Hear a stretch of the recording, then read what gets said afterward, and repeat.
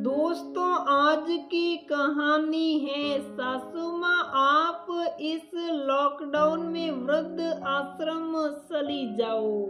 दोस्तों, कहानी शुरू करने से पहले अगर आपने हमारे चैनल को सब्सक्राइब नहीं किया है तो सब्सक्राइब कर लीजिए ताकि आपके पास पहुंचे हर नया वीडियो। अवनी अपनी बीमार सासू माँ की सेवा में लगी हुई थी। अभी पिछले महीने में उसने अपने बेटे नितेश की शादी की थी। निधि बहुत सुंदर और सुशील थी, पर शादी के तुरंत बाद सासू माँ की तबीयत खराब हो गई, सो शादी की रस्में जल्द ही पूरी कर सासू माँ की सेवा में लग गई। समय से दवाई, खाना पीना, अन्य सभी कार्य बेड पर ही करवाने पड़ते थे। नई निधि कई बार अवनी से आग्रह करती, मम्मी जी मैं आपकी मदद कर दूं, आप थक जाती होगी। अवनी बड़े प्यार से कहती, अभी तुम्हारे हंसने खाने के दिन हैं, अभी मेरा फर्ज मुझे पूरा करने दो। मम्मी जी आप वास्तव में बहुत अच्छी हो, सुना था उससे भी अच्छी। अवनी ने मुस्कुराकर अपने मुख शब्दों से प्रसन्नता व्यक्त कर निधि के गालों को हाथों से थपथपा दिया। निधि सोचने लगी, मेरे पापा सासा 3 भाई हैं, पर दादी को रखने के लिए कोई तैयार नहीं है। उन्हें वृद्ध आश्रम में छोड़ रखा है। शादी के समय मैंने कितनी जिद की, मगर कोई टस से मस नहीं हुआ। सबको लगा एक बार आ गई तो रखेगा कौन। खास मेरी मम्मी को सबको आजादी पसंद थी, किटी पार्टी में जाना, होटल जाना इत्यादि। दादी साथ रहती तो बंद जाते। आज निधि को अपने मम्मी पापा भी छोटे लग रहे थे। इधर मम्मी जी को देखो, अकेले ही सब कुछ संभाल रही हैं। अचानक नितेश की आवाज से सपन में दखल अंदाजी कर दी। कहाँ खो गई? मैं तो यही हूँ। नहीं कुछ नहीं, चलो अब तैयार हो जाओ। मम्मी कह रही है आज होटल में खाना खिला ला निधि को। निधि की बाहों में हाथ डाल कर नितेश ने कहा, नहीं आज मूड नहीं है, मैं ही घर पर बना लूंगी। निधि मुंह बिगाड़ कर बोला, क्यों किसी ने कुछ कह दिया क्या? नितेश बोला, नहीं रे, मुझे कोई कुछ क्यों कहेगा। तुम्हारी छोटी बहन सिद्धि तो परीक्षा की तैयारी में लग रही है और मम्मी दादी की सेवा में मुझसे।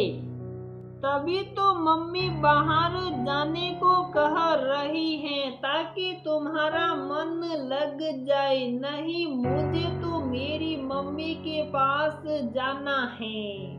हाँ ठीक है, कल चलेंगे। दूसरे दिन अवनी से पूछ कर निधि और नितेश निधि के पिहर गए। नितेश निधि के पापा से बात करने लगा और निधि अपनी मम्मी को दूसरे कमरे में ले गई। मम्मी, कल से मेरा दिमाग खराब हो रहा है। मुझे लगता है अब जल्दी ही आपको भी अपने बोरियां बिस्तर बांधने पड़ेंगे। क्यों, मैं क्यों बांधूं? तो अब भाभी को कुछ समय बाद तो आप अच्छी नहीं लगोगी ना। क्यों, मैंने उसका आपका क्या बिगाड़ा? तो दादी ने आपका क्या बिगाड़ा था? वो तो तुम्हारी पढ़ाई लिखाई में बाधा नहीं आए इसीलिए। हाँ तो कोई बात नहीं, 1-2 साल और रुक जाओ। तुम मेरी बेटी हो या नहीं बेटी हो, इसीलिए सचेत कर रही हूँ। जैसा करोगी वैसा ही भाभी सीखेगी। मेरी सासू जी को देखो, दादी की कितनी सेवा करती हैं। मेरे मन में उनके प्रति इज्जत बढ़ गई। फिर अचानक मुझे आपकी याद आई। अगर मैं अपनी सासू जी को देखकर उनका सम्मान कर सकती हूँ तो भाभी आपके कामों को देखकर वही करेगी जो आप करती हो। तो चाहती हैं अब इस उम्र में उस बुढ़िया को घर लाओ।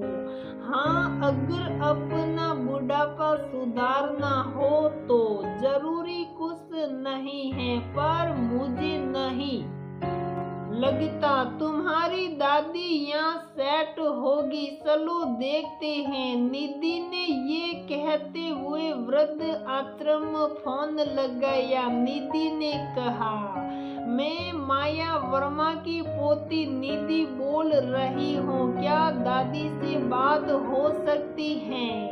प्लीज बात करवा दीजिए। आवाज आई, हम 2 दिन से आप लोगों से संपर्क करना चाहते हैं। आप लोग हमारा फोन ही नहीं उठाते, क्यों? क्या हुआ? जी आपकी दादी जी नहीं रही। अब जब आप लोगों ने फोन ही नहीं उठाया तो हम लोगों ने अंतिम संस्कार कर दिया।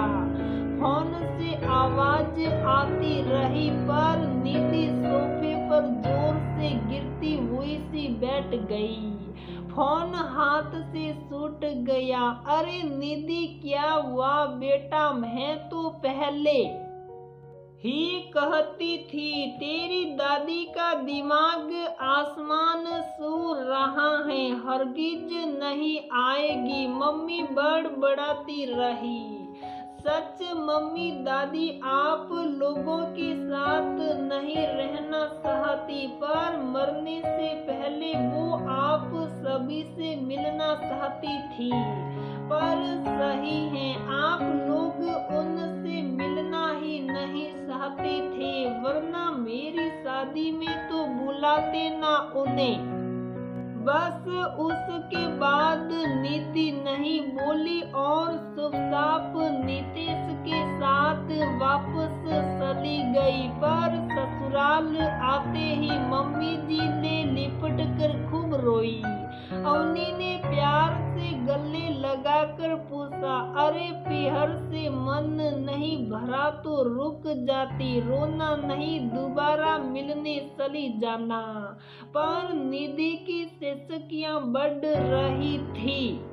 तब अवनी ने अलग कमरे में ले जाकर पूछा, क्यों निधि? नितेश ने कुछ गलत कह दिया या तुम्हारे घर में इसने मान सम्मान में कमी रख दी? नहीं मम्मी। अब निधि फूट पड़ी। मम्मी जी मेरी दादी। अवनी ने कहा, दादी? हाँ मम्मी, मेरी शादी के समय लॉकडाउन था, उसका फायदा उठाकर मेरे मम्मी पापा ने आपसे छुपा लिया। मेरी दादी भी थी पर वृद्ध आश्रम में। क्या अनायास ही अवनी के मुंह से निकल गया, हाँ मम्मी अब दादी नहीं रही।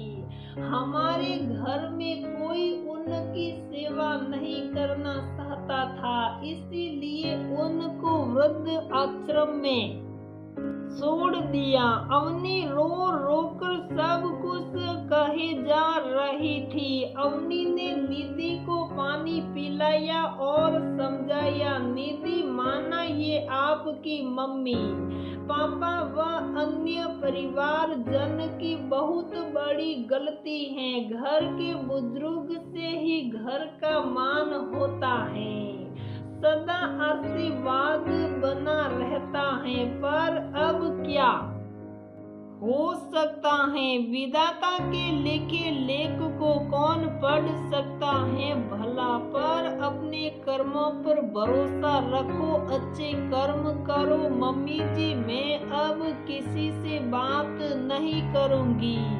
नहीं बेटा, ऐसा नहीं कहते। अरे हम कौन होते हैं सजा देने वाले, वो हिसाब किताब ऊपर वाले के हाथों में होता है, उन्हें करने दो। तुम्हारा फर्ज तुमने पूरा किया ना, जो हुआ अच्छा नहीं हुआ। पर याद रखो, चाहे वो घर हो या ये बंद मुट्ठी लाख की, खुल गई तो खाक की होती है। अपने घर की बात घर में रखो, सिर पर हाथ फेर कर अवनी ने निधि को खाना खिलाया।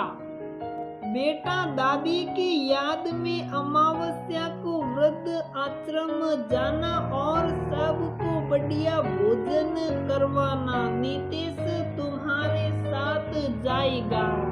निधि अवनी का चेहरा देखती रह गई और सोचने लगी, कितनी भाग्यशाली हूँ मैं कि इतनी अच्छी सास मिली। तो दोस्तों, हमारी ये कहानी यहीं पर समाप्त होती है। अगर आपको हमारी ये कहानी पसंद आती है तो प्लीज वीडियो को लाइक करें, शेयर करें और हमारे चैनल को सब्सक्राइब जरूर करें।